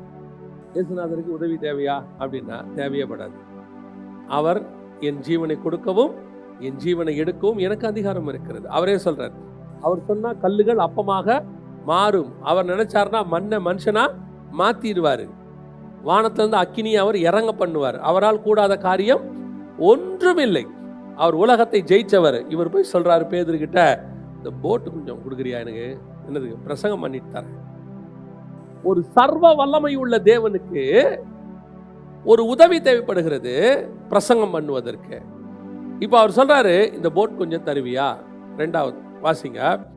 மத்தேயு எழுதின சுவிசேஷம் 21ஆம் அதிகாரம் 2-3 வசனம். உங்களுக்கு எதிரே இருக்கிற கிராமத்துக்கு போங்கள். போனவுடனே அங்கே ஒரு கழுதையையும் அதனோடே ஒரு குட்டியையும் கட்டியிருக்க காண்பீர்கள். அவைகளை அவிழ்த்து என்னிடத்தில் கொண்டு வாருங்கள். ஒருவன் உங்களுக்கு ஏதாகிலும் சொன்னால் ஆண்டவருக்கு வேண்டும் என்று சொல்லுங்கள். இங்கேயும் இப்ப என்ன தேவைப்படுது? என்ன தேவைப்படுது? கழுதை தேவைப்படுது. இயேசுநாதர் கழுதை வாங்க முடியுமா முடியாதா? அவர் நினைச்ச கழுதை வாங்க முடியுமா முடியாதா? முடியும். அவருக்கு நிறைய ஃப்ரெண்ட்ஸ் இருந்தாங்க. ஃப்ரெண்ட்ஸ்னா அவரை ஃபாலோயர்ஸ் நிறைய பேர் இருந்தாங்க. சகைகிட்ட சொல்லி அமிச்சா அவர் கழுதை கொடுத்துருப்பான மாட்டானா? இல்லையா? அந்த சீமோன் ஒருத்தன் இருந்தான், வீட்டுக்கு கூப்பிட்டு சாப்பாடு போடுற பணக்காரன் ஒருத்தன். அவனை கூப்பிட்டா கொடுப்பானா கொடுக்க மாட்டானா? ஒரு 100க்கு அதிபதி இருந்தான், எவிரு. அவனை கூப்பிட்டு ஒரு கழுதை கேட்டால் கொடுப்பானா கொடுக்க மாட்டானா? ஏசு நினச்சிருந்தாருன்னா கழுதை வாங்கலாமா முடியாதா? முடியும். ஆனால் சொல்கிறாரு, போய் கேளு, நான் கேட்டேன்னு ஒரு கழுதையை கேளு. அவன் கேட்டானா சொல்லு, ஆண்டவருக்குன்னு போய் சொல்லு. இது 2வது. 3வது வாசிங்க. மார்க் எழுதின சுவிசேஷம் 14ஆம் அதிகாரம் 13, 14, 15. அவர் தம்முடைய சீஷரில் 2 பேரை நோக்கி, நீங்கள் நகரத்திற்குள்ளே போங்கள். அங்கே தண்ணீர் குடம் சுமந்து வருகிற ஒரு மனுஷன் உங்களுக்கு எதிர்ப்படுவான். அவன் பின்னே போங்கள். அவன் எந்த வீட்டிற்குள் பிரவேசிக்கிறானோ அந்த வீட்டு எஜமானை நீங்கள் நோக்கி, நான் என் சீஷரோடு கூட பஸ்காவை புசிக்கிறதற்கு தகுதியான இடம் எங்கே என்று போதகர் கேட்கிறார் என்று சொல்லுங்கள். அவன் கம்பளம் முதலானவைகள் விரித்து ஆயத்தம் பண்ணப்பட்டிருக்கிற விஸ்தாரமான மேல் வீட்டறையை உங்களுக்கு காண்பிப்பான். அங்கே நமக்காக ஆயத்தம் பண்ணுங்கள் என்று சொல்லி அனுப்பினார். இப்போ ஆண்டவருக்கு பண்டிகை ஆசாரிக்கிறதுக்கு ஹெல்ப் தேவை, ஒரு இடம் தேவை. ஆனா இந்த இடம் அத்தனையும் பாருங்க உலக பிரகாரமானது. புரியுதா? இப்போ அவருக்கு மினிஸ்ட்ரி பண்றதுக்கு ஒரு போட் வேணும். அவர் எருசலேமுக்குள்ள நுழையிறதுக்கு ஒரு கழுதை வேணும். இப்போ பஸ்கா ஆசாரிக்கணும், வெரி இம்பார்ட்டன்ட். கம்யூனியன் இப்போ தான் கொண்டு வராரு, அதுக்கு ஒரு மேல் வீட்டு அறை வேணும். இயேசுவோடைய மினிஸ்ட்ரிக்கு நீடு இருக்கு. இங்க என்ன இருக்கு? நீடு இருக்கு, மாற்று கருத்துமே இல்லை. ஆனால் நல்லா தெரிஞ்சுக்கொள்ளுங்க, இந்த ஒவ்வொரு நீடுக்கு பின்னாடியும் பரலோகத்தினுடைய திட்டம் ஒன்று இருக்கும். இயேசு போய் நினைச்சாருன்னு கேட்டீங்கன்னா, அவர் வானத்தையும் பூமியும் உண்டாக்கின தேவன். இயேசு வானத்தையும் பூமியும் உண்டாக்கின தேவன். பஸ்காக்கு ஒரு இடத்த ஆயத்தம் பண்ண முடியாதா? ஒரு இடத்துல போய் பஸ்கா ஆசாரிக்க முடியாதா? அது அல்ல. இங்க என்ன இருக்கு? இந்த ஊழியத்துக்கு பின்னாடி தேவனுடைய திட்டம் ஒன்று இருக்கிறது. இயேசு ஏன் கழுதையை கேட்கிறாருன்னா, அவர் நடக்க முடியாம ஊழியத்துக்கு கழுதை வேணும், ரொம்ப வாக் பண்றது கஷ்டமா இருக்குது, அதுக்கு கேட்கல. சகரியா 9 ஒரு தீர்க்க தரிசனம் இருக்கு. அந்த தீர்க்க தரிசனத்தின் நிறைவேறுதலாக இங்க கேட்கிறார். சகரியா புத்தகத்துல 9ஆம் அதிகாரத்துல, இதோ மரியின் மேலும் மரியின் குட்டியின் மேலும், அந்த வசனம் இருக்கிறத வாசிங்க பாப்போம். சீயோன் குமாரத்தியே மிகவும் களிகூறு, எருசலேம் குமாரத்தியே கெம்பீரி. இதோ உன் ராஜா உன்னிடத்தில் வருகிறார். அவர் நீதியுள்ளவரும் ரட்சிக்கிறவரும் தாழ்மையுள்ளவரும் கழுதையின் மேலும் கழுதை குட்டியாகிய மரியின் மேலும் ஏறி வருகிறவருமாயிருக்கிறார். இந்த இடத்துல இயேசு கழுதை கேட்டதுக்கு காரணம் அவர் தேவை அல்ல, தீர்க்க தரிசன நிறைவேறுதல். இப்போ பேதுருகிட்ட போய் போட் கேட்டாரு. ஏன் போட் கேட்டாரு? இயேசு கிறிஸ்து கடற்கரையில் பிரசங்கம் பண்ண மாட்டார்னா கடற்கரையில் பிரசங்கம் பண்ணியிருக்கிறார். இதுக்கு முன்னாடி கெனசரேத்து கடலில் அவர் பண்ணியிருக்கிறார். ஏன் மலை மேலே உட்காந்து பிரசங்கம் பண்ணியிருக்கிறார்? இயேசு பிரசங்கம் பண்ண மாட்டாரா? பண்ணுவார். இந்த படகை கேட்டதுக்கு காரணம் இயேசுவுக்கு பிரசங்கம் பண்றதுக்கு படகு இல்லைன்றதுக்காக இல்லை, இந்த பிரசங்கம் பேதுருவுக்கானது. நேற்று ராத்திரி முழுவதும் பேதுரு என்னவாயிட்டாரு? மீன் பிடிச்சி பிடிச்சி பிடிச்சி ஒன்றும் இல்லாமல் ஆயிட்டாரு. இப்போ பேதுரு விசுவாசம் வரணும். ஏன்னா விசுவாசம் வந்தாதான் அவர் வலையை போடுவார். விசுவாசம் எதனாலே வரும்?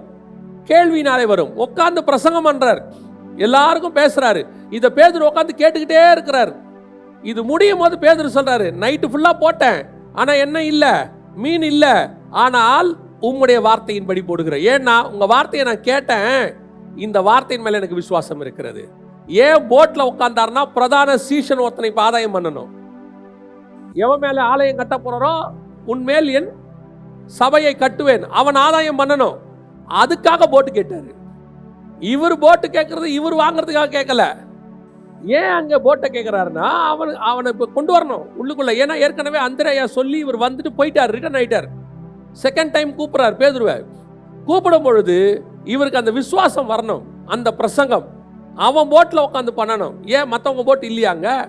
இப்போ பேதுரு கூப்பிட்டோன்னா மற்றவங்களும் வந்தாங்க தானே. அந்த போட் ஃபுல்லாக எடுத்தாங்க தானே, அந்த போட்லேயே போய் உட்காந்துருக்கலாமே. ஏன் இந்த போட்டில் உட்காந்தாருன்னா அதான் ரீசன். இவனை கேட்க வைக்கணும். மேல் வீட்டு அறைக்கு போகிறார் கம்யூனியனுக்கு. ஏன் அங்கே போகிறாரு? மேல் வீட்டு அறையில் தான் இம்பார்ட்டண்ட்டான கான்செப்ட் நடக்குது. அந்த கம்யூனியன் இயேசு அங்கே மேல் வீட்டு அறையில் பிற்கப்படும் பொழுது பரிசுத்த ஆவியானவர் மேல் வீட்டு அறைக்கு வரணும்.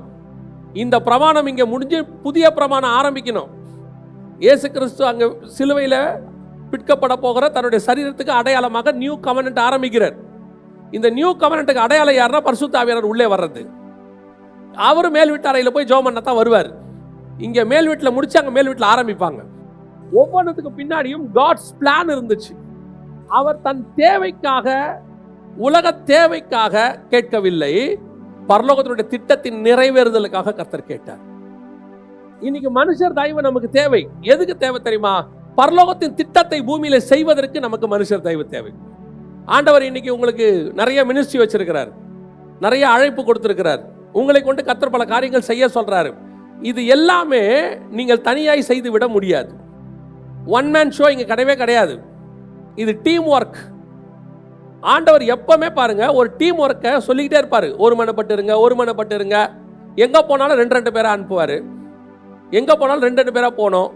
மலைக்கு போனாலும் 3 பேரை கூட்டிட்டு போவாரு. அவர் எல்லா இடத்துலையும் பாருங்க ஒரு டீம் ஒர்க்கை சொல்வார். இங்க எங்க பிரச்சனை வருது தெரியுமா? இந்த கிறிஸ்தவத்துல இப்போ ஒன் மேன் ஷோ நிறைய ஆகிட்டே போகுது. இந்த ஒன் மேன் ஷோ நிறைய ஆக ஆக ஆக என்ன ஆகுதுன்னு கேட்டா, யாரும் வரக்கூடாது, எந்த மனுஷ தயவு இருக்கக்கூடாது, யாரும் மேலே வந்துடக்கூடாது. எனக்கு இயேசுநாதர்கிட்ட ரொம்ப பிடிச்ச ஒரு லீடர்ஷிப்பில் அவர்கிட்ட இருந்த குவாலிட்டி, அந்த குவாலிட்டி வந்து இன்னைக்கு 99% யாருக்கிட்டையும் இல்லை, 1% கொஞ்சம் பேர்கிட்ட இருக்கு. என்னன்னா, அவர் என்ன பண்ணுவார், தன்னுடைய மினிஸ்ட்ரிக்கு நடுவுலையே 2 பேராக மினிஸ்ட்ரிக்கு அனுப்பி விடுவார். யாராவது அப்படி செய்வாங்களா? இப்போ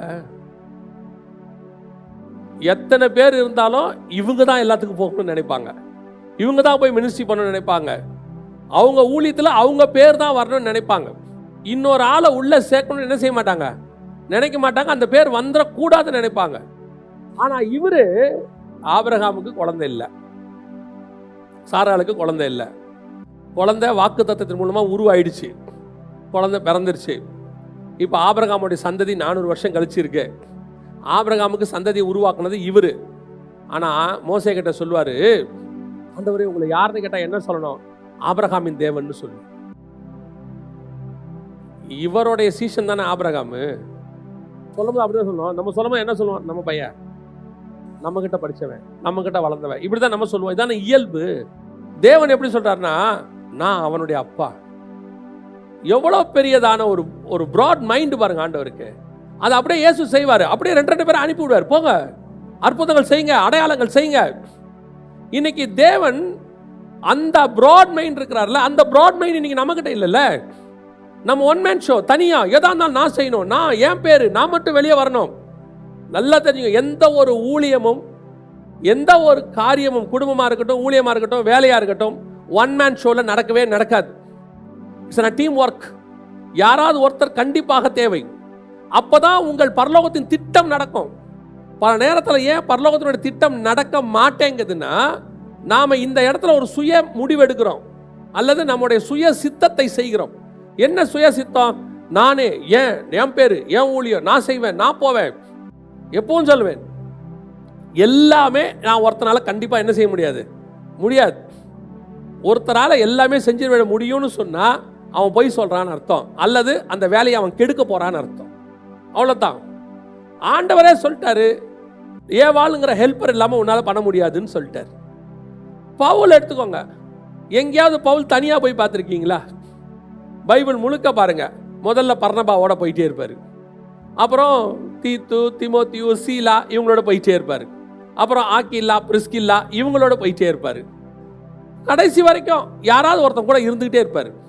ஏன் பவுலால முடியாதா? பவுல் தனியா செய்ய முடியாதா? ஜெயிலுக்கு போறாரு, அங்க போகும்போது சீலாவை கூட்டு போயிட்டாரு. எங்க போனாலும் யாராவது ஒருத்தர் கூட இருப்பாங்க. இது பைபிளுடைய பிரமாணம், இது பைபிளுடைய ஃபார்முலா. நமக்கு ஆண்டவர் உதவிக்கு ஆட்களை வைத்திருக்கிறார். வேர்ல்ட்லியா அந்த எதுக்காக அப்படின்னு கேட்டீங்கன்னா, பரலோகத்தின் திட்டத்தை நிறைவேற்றுவதற்கு. உங்க மூலமா இருக்கிற பரலோகத்தின் திட்டத்தை யாரு வேணா, நானே போதுவேன், நானே செஞ்சிருவேன், எனக்கு தெரியாதா, நான் பண்ணிடுவேன், பரலோகம் விரும்பாது உங்களை, பரலோகம் விரும்பாது.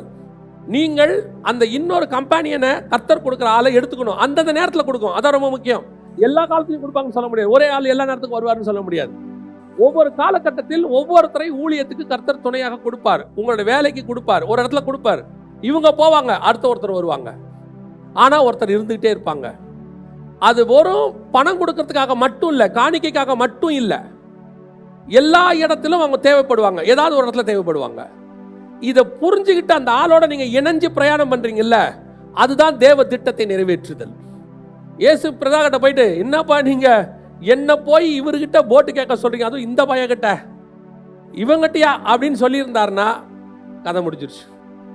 இல்லைன்னா இவர் போய், என்னப்பா ஒரு 2 கழுதையை போய் கேட்க சொல்றீங்க, ஆண்டவரே எனக்கு 2 கழுதையை கொடுக்க நீர் வல்லமை உள்ளவராய் இருக்கிறீர், சோத்திரம் சோத்திரம் சோத்திரம். ஆண்டவர் சொல்வாரு, நான் அதெல்லாம் கொடுக்க மாட்டேன், போய் எடுத்துன்னு வாங்க, அது அங்கே இருக்குது. ஏன் அங்கே போனோம்? அந்த கழுதையை கட்ட விழுக்கிறதுக்கு பின்னாடி தேவ திட்டம்னு ஒன்று இருக்கு. ஏன் கழுதையை கட்ட விற்கல? என்ன தேவ திட்டம் இருக்கு? நான் ஏற்கனவே யாத்ராகமத்தில் சொல்லி வச்சுட்டேன், கழுதையின் தலையீற்றை ஒரு ஆட்டுக்குட்டியால் மீட்டு கொள்ளலாம்னு இருக்கு. அந்த ப்ராஃபஸி இங்கே நிறைவேறணும். கழுதையை கட்ட விழுத்து, நம்ம தான் ஆட்டுக்குட்டி, இயேசு கிறிஸ்து ஆட்டுக்குட்டி, அந்த கழுதையை மீட்கணும்னா இந்த ஆட்டுக்குட்டி வேணும்.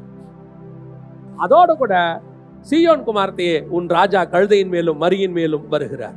அந்த ப்ராபசி நிறைவேறணும். கர்த்தர் ஒரு ஆளை கொடுக்கறதுக்கு முன்னாடி, ஒரு காரியத்தை செய்யறதுக்கு பின்னாடி அவருடைய பல திட்டங்கள் அங்க இருக்கும். இங்க நான் இவர் கூட சேர்ந்து செயல்பட மாட்டேன், அவர் கூட சேர்ந்து செயல்பட மாட்டேன், இவர் இப்படி பண்ணாரு அப்படி பண்ணாரு. எப்பவுமே சரி, அந்த ஆள்கிட்ட இருக்கக்கூடிய வீக்னஸ், அந்த ஆள்கிட்ட இருக்கக்கூடிய டிராபேக், அந்த ஆள்கிட்ட இருக்கக்கூடிய டிஸ்அட்வான்டேஜ் பார்க்கவே கூடாது. எதுக்காக அவனை எங்கிட்ட கொடுத்தாரோ அதை மட்டும் பின் பாயிண்ட் எடுத்துக்கணும். இப்போ நீங்கள் டாக்டர் கிட்ட போறீங்கல்ல, டாக்டர் கிட்ட போய் உட்காந்த உடனே அவர் எம்பிபிஎஸ்ஸா எம்டியா எஃப்ஆர்சிஎஸ்ஸான்னு பார்க்குறீங்க, ஓகே தானே? டாக்டர் உங்களுக்கு சுகர் பிபி எல்லாம் கரெக்டாக இருக்கா கேட்டிருக்கீங்களா? எனக்கு அது தேவையில்லை, எனக்கு அது தேவையில்லை. நான் எதுக்கு அங்கே போனேனோ அதை செஞ்சு முடிச்சுட்டு நான் வந்துடுவேன், அவ்வளோதான், வேலை முடிஞ்சிருச்சு. சில நேரங்களில் கர்த்தர் சிலரை கொடுக்கும்போது சில டிஸ்அட்வான்டேஜ் அவங்ககிட்ட இருக்கும், but you want to travel with them. இங்க பாருங்க, பவுலும் பர்னபாவும் போறாங்க. போகும்போது மார்க்கு கூட டிராவல் பண்ண முடியாதுன்னு சொல்லிட்டாரு பவுல். மார்க் கூட டிராவல் பண்ண முடியாதுன்ட்டாரு. பர்னபா சொல்றாரு, அப்படி சொல்லாத, அவன் நம்ம கூட வரட்டும் பாரு, ஒன்னு அவன் இல்ல நான் முடிவெடுன்ட்டாரு பவுல். பர்னபா சொல்லிட்டாரு, இல்ல எனக்கு மார்க் போதும், நான் அவனை கூட்டிட்டு போறேன். பவுல் போயிட்டாரு. இதே பவுல் ஒரு இடத்துல சொல்றாரு திருப்பி, மார்க்கு உபயோகமான வேலைக்காரன், அவனை அனுப்பு, அவன் எனக்கு பிரயோஜனமாக இருப்பான். எப்படி இது வந்துச்சு? இவன் எப்படி பிரயோஜனமானா? மார்க்கு கிட்ட நெகட்டிவ் இருந்துச்சு, ஆனா நெகட்டிவ் இருக்குதுன்ட்டு பர்னபா விரட்டி விடல. அவனை எதுக்கு காடு கொடுத்தாரோ கூட வச்சுக்கிட்டாரு. மார்க்கை ரெடி பண்ணி பவுல் கிட்ட கொடுத்துட்டாரு. மார்க்கு காஸ்பல் எழுதிட்டாரு. பல நேரத்தில் you want to travel with them, they have so many negative. உங்களுக்கு பிடிக்காத விஷயம் இருக்கும், ஆனா you want to travel. அவங்கிட்ட கர்த்தர் எதுக்கு உன்னை கொடுக்குறாரு தெரியுமா? நீ அவனும் சேர்ந்தா தான் அந்த வேலையை செய்ய முடியும், வேற வழியே கிடையாது. யூ வாண்ட் டு டிராவல், அவங்க கூட நடக்கணும், கூட போய் தான் ஆகணும், வேற என்ன செய்ய முடியும்? இப்ப பாருங்க, இயேசு 2 பேரை அனுப்பினாரு இல்லையா? பேதுரு கூட எவனா ஒருத்தனை அனுப்பியிருப்பாரா? அனுப்பியிருப்பார் தானே? கண்டிப்பா. யூதாஸ் கூட ஒருத்தனை அனுப்பியிருப்பாரா? பேதுரு கூட போனவன் என்ன சொல்லணும்? வந்து பேதுரு கூட போயிட்டு வந்து என்ன சொல்லணும்? ஆண்டவரே, இவன் அடுத்து இவன் தான் வரணும் வரணும்னு சொல்லிக்கிட்டே இருக்கான், தலைவராகணும் தலைவனாகணுங்கிறான், இவன் கூட நான் போக மாட்டேன் அப்படி தானே சொல்லியிருக்கணும். யூதாஸ் கூட போனவன் என்ன சொல்லணும்? இந்த எப்போ பாருந்த பணப்பையை பற்றியே பேசிகிட்டு இருக்கிறான், அக்கௌண்ட்ஸ் டீட்டெயில்ஸை பற்றி பேசுகிறான், எவ்வளோ ஆஃபரிங்னு பேசுகிறான், இவன் கூட நான் இருக்க மாட்டேன் ஆண்டவரே அப்படிலாம் சொல்லணும். யாரும் எந்த குறையும் சொல்லலை. அவங்க போனாங்க, அவங்க எந்த டாஸ்க் எந்த அவங்களுக்கு நியமிக்கப்பட்டதோ அதுக்கு போனாங்க, வேலையை முடித்தாங்க, வந்துட்டாங்க. அவங்ககிட்ட இருக்க நெகட்டிவ் பற்றி நமக்கு கவலை இல்லை. கர்த்தரை பொறுத்த வரைக்கும் அவனை கொண்டு செய்ய வேண்டிய வேலையை கர்த்தர் செய்வார். அவங்ககிட்ட அது நெகட்டிவ், அவங்ககிட்ட அது அப்படிதான் இருக்கும். சில நேரத்தில் அது குடும்பத்திலையும் அமையும். நம்ம எக்ஸ்பெக்ட் பண்ணாத ஒரு இன்னொரு பேர் வந்து அமைஞ்சிரும். ஏன் ஆண்டவரை கொடுத்தீங்க, ஏன் ஆண்டவரை கொடுத்தீங்கன்னு கொஞ்ச நாள்ல கேட்டுக்கிட்டே இருப்போம். உடனே உங்களுக்கு ஒரு சவுண்டு வராது வானத்துல இருந்து, இனி என்னுடைய நேசகுமாரன், உன்னில் நான் பிரியமாய் இருக்கிறேன், நீ இந்த உபத்திரவத்தோடு கூட இருப்பாயின்லாம் சொல்ல மாட்டார். அப்படியே போயிட்டே இருக்க வேண்டியதுதான். ஒரு 20 வருஷம் கழிச்சு சொல்லுவார், இதுக்கு தான் கொடுத்தேன் பாரு. ஒரு காரணம் சொல்லுவாரு, 20 வருஷம் ஓடிட்டே தான் இருக்கணும், ஒன்னும் கேட்க முடியாது ஆண்டவர்கிட்ட, அவ்வளவுதான், வேலை முடிச்சு. இன்னைக்கு ஆண்டவர் நமக்கு சில உதவிகளை உலகத்துல வச்சிருக்கிறாரு. இந்த உதவிகள் அத்தனையும் பரலோகத்தின் திட்டத்தை செய்வதற்காக மட்டும். வேர்ல்ட்லி காரியத்துக்காக நீங்கள் யாரையும் எதிர்பார்க்க வேண்டிய அவசியம் இல்லை. இப்போ நான் சொல்லுவேன், காணிக்கைக்காகவோ பணத்துக்காகவோ யாரையும் நீங்கள் எதிர்பார்க்க வேண்டிய அவசியம் இல்லை. அதை கொடுக்கிறவனை கர்த்தரே அனுப்புவார். அவங்களே கொண்டு வீடு தேடி வந்து கொடுத்துட்டு போவாங்க. நீங்க அதை பத்திலாம் கவலையப்பட வேண்டாம். இயேசு உலக தேவைக்காக கேட்டது எதுவும் அவருக்காக அல்ல, பரலோகத்தின் திட்டத்தை நிறைவேற்றுவதற்காக. இதுதான் இரண்டாவது கடைசியாக ஒரு காரியத்தை நான் சொல்லிவிட்டு முடிக்கிறேன். மூணாவது வாசிங்க, லூக்கா எழுதின சுவிசேஷம் 23ஆம் அதிகாரம் 26வது வசனத்தை வாசிங்க. அவர்கள் இயேசுவை கொண்டு போகிற போது நாட்டிலிருந்து வருகிற சிரேனே ஊரானாகிய சீமோன் என்கிற ஒருவனை பிடித்து சிலுவையை அவர் பின்னே சுமந்து கொண்டு வரும்படி அதை அவன் மேல் வைத்தார்கள். இப்ப இயேசு சிலுவை சுமந்துட்டு போறார். இது வெரி இம்பார்ட்டன்ட். உலகத்தின் பாவத்தை சுமக்கிறார். அதன் அர்த்தம் உலகத்தின் பாவத்தை சுமந்து தீர்த்தார். அப்போ சிலுவை என்பது உலகத்தினுடைய பாவத்துக்கு அடையாளமாக இருக்கிறது. அத்தனை பேருடைய பாவம், இனி வரப்போகிற பாவங்கள் எல்லாத்தையும் தூக்கிட்டு போறாரு. இப்ப இந்த இப்படி யோசித்து பாருங்க. அவர் தூக்கிட்டு போறாரு, அவர் கூட தூக்கிட்டு போறாரு. எப்படி அதை இன்னொருத்தன் வந்து கூட தூக்குனா? சொல்லுங்க, புரியுதா? அது அது அது பாவம் தானே. ஸ்பிரிச்சுவலி சொல்ல போனா உலகத்தின் பாவம். அப்ப அந்த உலகத்தின் பாவத்தை தூக்கும் போது ஒரு மனுஷனை வந்து கூட என்ன செய்யறான்? கொஞ்ச நேரம் அதை தூக்குறவனா இருக்கிறான் இல்லையா? அப்ப அதோட அர்த்தம் என்ன? இப்ப நீங்க லிட்டரலா உலக பிரகாரமா எடுத்துக்கிட்டீங்கன்னா, அவர் சிலுவை தூக்குறாரு, சுமக்க முடியல, அதனால கீழே போட்டாரு, ஒருத்தனை பிடிச்சி தூக்க சொன்னாங்க. இது சம்பவம் அங்க உள்ளது. அப்ப இதுக்கு பின்னாடி நீங்க ஸ்பிரிச்சுவலா தியானிக்கணும்னு முடிவு பண்ணீங்கன்னா, அவன் சிலுவையை சுமக்கிறார். இயேசு உலகத்தின் பாவத்தை சுமந்துக்கிட்டு போறாரு. அந்த நேரத்தில் ஒருத்தன் வந்து என்ன செய்யறான்? அந்த சிலுவையை, அந்த பாரத்தை, அவரோடு கூட இருக்கக்கூடிய அந்த காரியத்தை கொஞ்ச நேரம் ஷேர் பண்றான். இது ஆண்டவர் நமக்கு கொடுக்கக்கூடியதான கடைசி மனுஷர் தயவு. இது யாரு அப்படின்னு கேட்டீங்கன்னா, பல நேரங்களில் நாம் உபத்திரவத்துக்குள்ளே கடந்து போகும்போது அல்லது வனாந்தரத்துக்குள்ளே கடந்து போகும்போது கர்த்தர் அந்த நேரத்திற்கென்று கர்த்தர் சிலரை நமக்கு நியமித்திருப்பார். அவர்கள் வந்து என்ன செய்வாங்கன்னா, உங்களோடு கூட அந்த சிலுவையை கொஞ்ச நேரம் சுமப்பாங்க. அந்த ஆட்களையும் கர்த்தர் வச்சிருப்பார். அவன் யார் என்னன்னெலாம் தெரியாது, திடீர்னு வருவான். அந்த நேரத்தில் நம்ம கூட உட்காந்துருப்பான். அந்த நேரத்தில் நமக்கு ஆறுதலாக இருப்பாங்க, பேசுவாங்க, எல்லாம் செய்வாங்க. அதற்கு பிறகு நம்மளால் கொஞ்சம் ரிலாக்ஸ் ஆகி நம்ம நல்லா ஆனவொடனே அவங்க போயிடுவாங்க. இது ஸ்பிரிச்சுவலாக எடுத்துக்கிட்டிங்கன்னா, புதிய ஏற்பாட்டு சபையும் புறஜாதியான், சீரேன் ஊரான் ஆகிய சீமோன்றது புறஜாதியார். அதாவது அவன் ஆப்பிரிக்காவை சார்ந்தவர். அவர் இயேசுவோடு கூட கொஞ்ச நேரம் என்ன செய்கிறாரு? அந்த தோள் கொடுக்குறார். அப்போ இயேசுவினுடைய உலகத்தின் பாவத்தை சுமந்து தீர்க்கிற பிளான்ல புறஜாதியாருக்கும் பங்கு உண்டுன்னு அர்த்தம். அப்போ இவங்களும் பாவத்தை சுமந்து தீர்ப்பாங்களா? இல்லை, அவர் தான் சுமந்து தீர்த்து சிலுவைக்கு போகணும். அந்த ப்ராசஸை முடிக்கிறதுக்கு புறஜாதி சபையும் தேவைப்படும் அவருக்கு. நாம் போய் இயேசுவை கரெக்டாக என்ன செய்யணும்? சொல்ல வேண்டி இருக்கிறது, பாடு அனுபவிக்க வேண்டி இருக்கிறது, உபத்திரவப்பட வேண்டி இருக்குது. சபை உபத்திரவத்துக்கு மத்தியில் தான் பரலோகத்துக்கு வர வேண்டி இருக்கு. அப்பதான் அவர் சொல்றாரு, அவரோடு கூட பாடு சகித்தோமானால் அவரோடு கூட ஆளுகையும் செய்வோம். இப்ப சிலுவை சுமக்கும் போது கூட நம்மளும் என்ன செய்ய வேண்டி இருக்கு? சில பாடு அனுபவிக்க வேண்டி இருக்கு. சபைக்கு அது நியமிக்கப்பட்டிருக்கு. கொஞ்சம் அவர் தான் முழுசு, நமக்கு அதில் ஒரு பார்ட் கொடுத்துருக்கிறாருன்னு அர்த்தம். திடீர்னு புறஜாதி பாருங்க, என்ன பெரிய ஆச்சரியம்னா, அவர் கூட அவ்வளோ 12 பேர் இருந்தாங்கல்ல, ஒருத்தன் கூட தூக்கம் வரல. அவ்வளோ பேருக்கு அங்கே அற்புதம் செஞ்சார் இஸ்ரவேலுக்குள்ள, ஒருத்தன் தூக்கம் வரல. அதே அவருக்கு தெரிஞ்ச அவருக்காக எத்தனையோ பணக்காரங்க எல்லாம் இருக்காங்கல்ல, யாரும் ஒரு ஆள் ஒரு வேலைக்காரனை கூட அனுப்பல. இந்த நூற்றுக்கு அதிபதி சொல்றான்ல, ஒருவன் வா என்றால் வருகிறான், ஒருத்தன் போ என்றால்.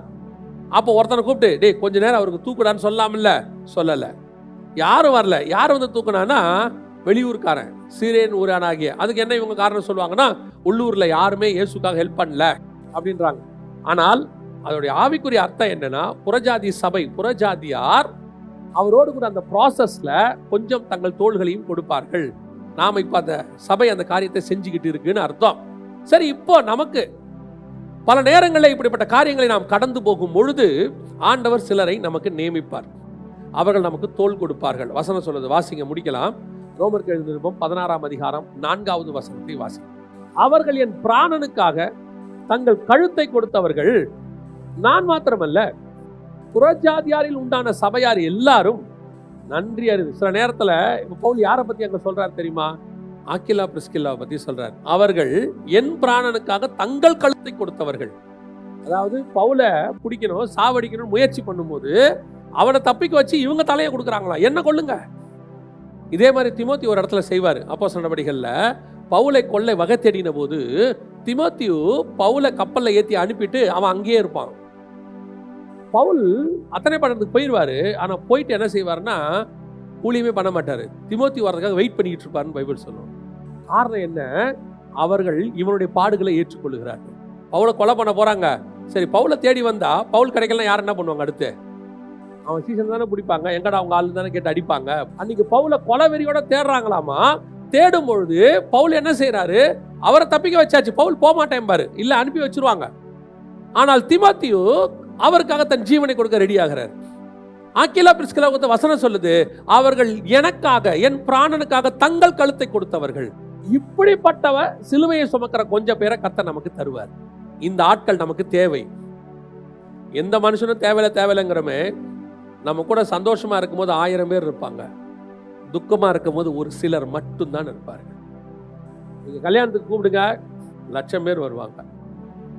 பர்த்டே பார்ட்டி கூப்பிடுங்க, 1,00,000 பேர் வருவாங்க. ஹாஸ்பிட்டலில் இருக்கும்போது கூப்பிடுங்க, ஒரு 25 பேர் தான் வருவாங்க. ஏன்? அது கர்த்தர் நமக்கு கொடுத்த அந்த ஆட்கள் மட்டும்தான் அங்கே வருவாங்க.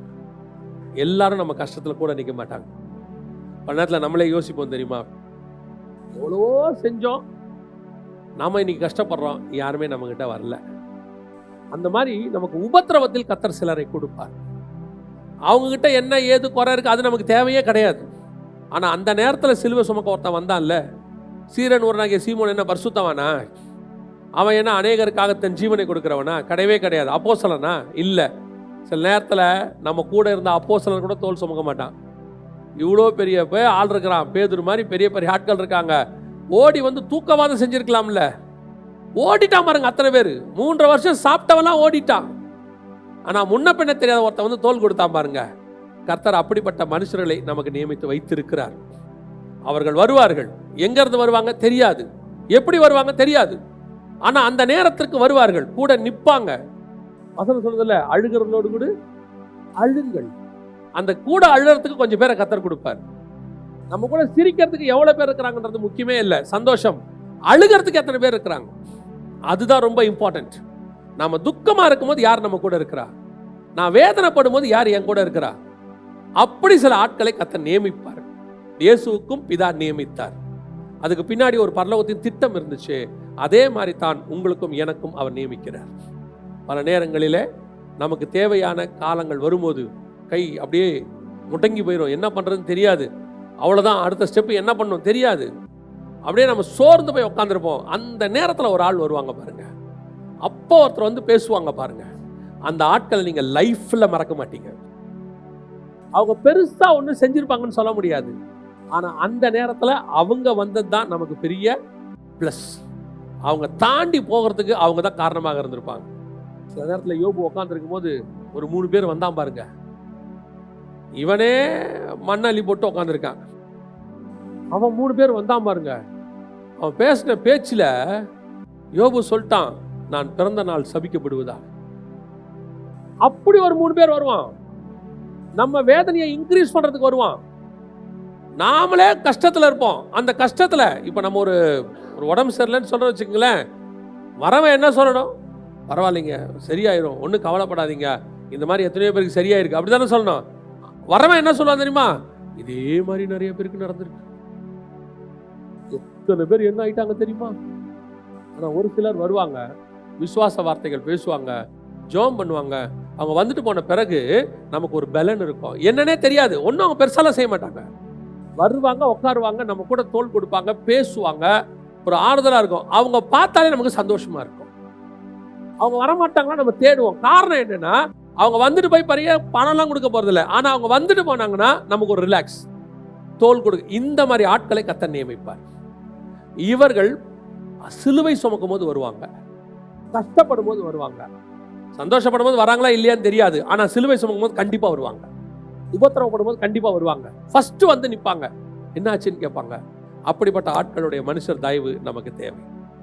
நம்ம மனுஷர் தயவு இல்லாமல் இந்த உலகத்தை கடந்து போகவே முடியாது. குழந்தையா பிறந்ததுலேருந்து மரணத்துக்கு போகிற வரைக்கும் இயேசுக்கு எப்படி மனுஷர் தயவு தேவைப்பட்டதோ அதே மாதிரி நம்ம அத்தனை பேருக்கும் ஒரு மனுஷர் தயவு தேவை. படிப்பு இருக்கு, பணம் இருக்கு, வீடு இருக்கு, ஆஸ்தி இருக்கு, சம்பாத்தியம் இருக்கு, எனக்கு என்ன கவலை, அமெரிக்காவில் வேலைனா அமெரிக்காவிலையும் அனாதையா தான் சாவீங்க. ஆகும்போது அனாதையா செத்துட்டாருன்னு தான் சொல்லுவான். இங்க பாருங்க, நீங்க அமெரிக்காலே இருக்க வேண்டாம், அருப்புக்கோட்டை பக்கத்துல கிராமமா இருக்கட்டும், ஆனா சாவு எடுக்கும் போது 100 பேர் வந்து நிற்பான். சொல்லுவான், நல்ல சாவுங்க, ஊரே கூடி வந்துச்சும்பான் இல்லையா? இப்ப இருக்கிற ஜனங்க என்ன சொல்றான், அமெரிக்கால அனாதையா செத்தாலும் பரவாயில்லங்கிறான். அதெல்லாம் கிடையாது. கர்த்தர் சில ஆட்கள் நமக்கு தந்திருக்கிறார். அவர்கள் வந்து பிறந்ததுல இருந்து சாகிற வரைக்கும் சில மனுஷர்களை கர்த்தர் தருவார். இயேசு அதற்கான முன்னடையாளமாக இருந்தார். அப்படிப்பட்டவர்கள் நம் வாழ்க்கையிலும் இருக்கிறார்கள். நாம மனதில் நினைச்சுக்க கூடாது, நான் தான், ஏன் ராஜ்யம், நான் கட்டினேன், நான் மட்டும். இல்லவே இல்லை. எந்த இடத்திலும் நாம் தனியாக செயல்பட முடியாது. செயல்பட கர்த்தர் அனுமதி கொடுக்கவில்லை. பைபிள் அப்படி சொல்லவே இல்லை. நான் தனியா வளர்ந்தேன் யாருமே என்ன செய்ய முடியாது, சொல்ல முடியாது. நம்ம ஜெபம் பண்ணலாமா? நம்ம எல்லாரும் எழுந்திருப்போமா? ஆண்டவர் நமக்கு இந்த மாதிரி ஆட்களை உலகத்தில் கொடுத்திருக்கிறார். பல நேரங்களில் ஆவியானவர் நமக்குள்ள இருக்கிறார். தேவன் முன்னும் பின்னுமாக இருந்து நடத்துகிறார். எல்லாம் உண்மை. ஆனால் ஆண்டவர் அந்த நேரத்தில் சில ஆட்களை அனுப்புவார். எகிப்திலிருந்து போவதற்கு கூட ஆரோனை அனுப்பினார். வழியிலே ஆசாரிப்பு கூடாரம் கட்டுவதற்கு மோசேக்கு பெசலையலை அனுப்பினார். நடுவில் யுத்தம் பண்ணுவதற்கு யோசுவாவை அனுப்பினார். ஆண்டவர் ஆட்களை அனுப்புவார். வெறும் மோசே கொண்டு மாத்திரம் செய்யணும்னு கர்த்தர் நினைக்கல. நீ மேலே வரும்போது 70 பேரை கூட்டிட்டு வாங்க. இயேசு தனியா இந்த உலகத்தில் எல்லாத்தையும் செஞ்சு முடிச்சிட முடியும். ஆனால் அதை செய்து முடிப்பதற்கு 12 பேரை செலக்ட் பண்ணார்னு பார்க்கிறோம். நம் வாழ்க்கையும் அப்படித்தான். பிறந்ததுல இருந்து கர்த்தர் ஆவிக்குரிய வாழ்க்கையில நீங்க பிறக்கும் போது, சபைக்குள்ள வரும்போது பவுல் சொல்றாரு, நீங்கள் உருவாகும் அளவும் நான் கர்ப்ப வேதனைப்படுகிறேன். இங்கேயும் ஒரு பெற்றோர் இருக்கிறாங்க. உங்க போதகர், உங்களுடைய ஆவிக்குரிய குடும்பம், ஒவ்வொரு போதகரும் தன்னுடைய விசுவாசி வளர்ந்து வர்றதுக்குள்ள ஒரு கர்ப்ப வேதனை இருக்கும். உண்மையான போதகர்களுக்கு நான் சொல்றேன், அந்த ஆத்மா வளர்ந்து வர்றதுல அவங்க பண்ற ஜெபம், இது எப்படியாவது வந்துடணுமே. பவுல் சொல்றார், நீங்கள் உருவாகும் அளவு. அடுத்து சொல்றாரு, நீங்கள் பலன் இல்லாதவர்களாகபடினால் உங்களுக்கு பாலை உன்னை கொடுத்தேன். என்ன ஃபீட் பண்ணணும் அவங்களுக்கு தெரியுது. நம்ம குழந்தையா இருக்கும் போது ஸ்பிரிச்சுவலா. அடுத்து ஆவிக்குரிய தேவைகள் வரும்போது அந்த தேவைகளை சந்திப்பதற்கு கர்த்தர் நிறைய பேரை வச்சிருக்கிறார். அவங்க எல்லாம் தானா வருவாங்க, நீங்க கேட்க வேண்டிய அவசியமே கிடையாது. நான் சொல்லுவேன், உலக தேவைக்கு கர்த்தர் நியமிச்சவனை தவிர வேற யாரும் உங்களுக்கு தரவும் முடியாது. ஏன்னா அந்த தகுதியை கர்த்தர் எல்லாருக்கும் தரல. யார் கொடுக்கணும்னு கர்த்தர் தீர்மானம் பண்ணாரோ அவங்க தான் கொடுப்பாங்க. ஏன்னா உங்களுக்கு கொடுக்கக்கூடிய தகுதி அவங்களுக்கு இருக்கான்னு கர்த்தர் பார்க்கிறாரு. எனக்கு தேவை இருக்குது வேற, ஆனா நம்ம மினிஸ்ட்ரிக்கு கொடுக்கறதுக்கு அவங்களுக்கு தகுதி இருக்குதான்னு கர்த்தர் பார்க்கிறார். இங்க வாங்குறவனை விட கொடுக்கிறவனுக்கு தகுதி இருக்கணும்னு கர்த்தர் பார்க்கிறார். கடைசியாய் உங்களோடு கூட சிலுவை சுமக்கிற கொஞ்சம் பேர் இருப்பார். உங்கள் உபத்திரவத்தில் கூட நிற்கிறவர்கள், உங்கள் கண்ணீரிலே கூட நிற்கிறவர்கள், உங்கள் வேதனையிலே உங்களோடு கூட இருகிறவர்கள், நீங்கள் அழும்போது கூட அழுகிறவர்கள், உங்களுக்காக கழுத்தை கொடுக்கிறவர்கள், உங்களுக்காக கட்டப்படுகிறவர்கள். தேமாவை குறித்து வசனம் அப்படிதான் சொல்லுது, அவன் என்னோடு கூட கட்டப்படுவதற்கு. சிறைச்சாலைக்குள்ளே சீலாவை கர்த்தர் கொடுப்பார். ஆண்டவர் யாராவது ஒருத்தர் கொடுப்பார். அந்த நேரத்தில் அவர்கள் கொஞ்ச நேரம் உங்க கூட இருப்பாங்க ஆறுதலாக. இப்படிப்பட்ட மனுஷர் தயவு நம் வாழ்நாள் முழுவதும் கர்த்தர் வச்சிருக்கிறார். ஆண்டவர் சொல்றாரு, மனிதன் தனிமையாய் இருப்பது நல்லதல்ல. நாம் ஜெபிக்க போகிறோம். இப்படிப்பட்ட மனுஷர்களை கர்த்தர் தந்ததற்காக நாம் யாரையாவது உதாசீனப்படுத்தியிருப்போம்னா, குறிப்பா பெற்றோரை உதாசீனப்படுத்தியிருப்போம்னா, கவனிக்காம விட்டுட்டோம்னா, அவங்கள பத்தி விசாரிக்காம விட்டுட்டோம்னா, அவங்களுக்கு எதுவும் செய்யாம விட்டுட்டோம்னா, இன்னைக்கு ஒரு தீர்மானம், ஆண்டவரே நீர் எனக்கு கொடுத்த பெற்றோர், என் தாயும் தகப்பனும், I want to do something for them. அப்படி ஒரு தீர்மானம் ஒப்பு கொடுப்போமா தேவ சமூகத்தில்? நல்ல தகப்பனே, சர்வ வல்லமை உள்ள எங்கள் ஆண்டவரே, தர்மையான நாளுக்காய் உங்களுக்கு நன்றி. உமக்கே மனுஷர் தயவு தேவைப்படும் போது ஆண்டவரே எங்களுக்கு முன்னுதாரணமாக எங்களுக்கும் தேவை என்பதை அறிந்து வைத்திருக்கிறீர். தேவனாகிய கர்த்தர் எங்களுக்கு இதுவரைக்கும் நீர் அப்படிப்பட்டவர்களை தந்தீர், இனிமேலும் தரப்போகிறேன். நீர் கேள், அப்போது நான் உனக்கு ஜாதிகளை தருவேன் என்று சொன்னீர். மனுஷர்களை நீர் தருகிறீர் ஆண்டவரே. கர்த்தர் மனுஷர்களை தருகிறவர் என்று வேதத்தில் வாசிக்கிறோம். ஏற்ற நேரத்துக்கு ஏற்ற மனுஷர்களை தரப்போகிற தயவுக்காக உங்களுக்கு நன்றி. முடிவு பரியந்தம் நடத்துங்கப்பா. இந்த வார்த்தைகள் எங்களுக்குள்ளே கிரியை செய்ய கிருபை பாராட்டு. எங்கள் ஆண்டவர் இயேசு கிறிஸ்துவின் நாமத்தில் ஒப்பு கொடுத்து ஜெபிக்கிறோம் ஜீவனுள்ள நல்ல பிதாவே.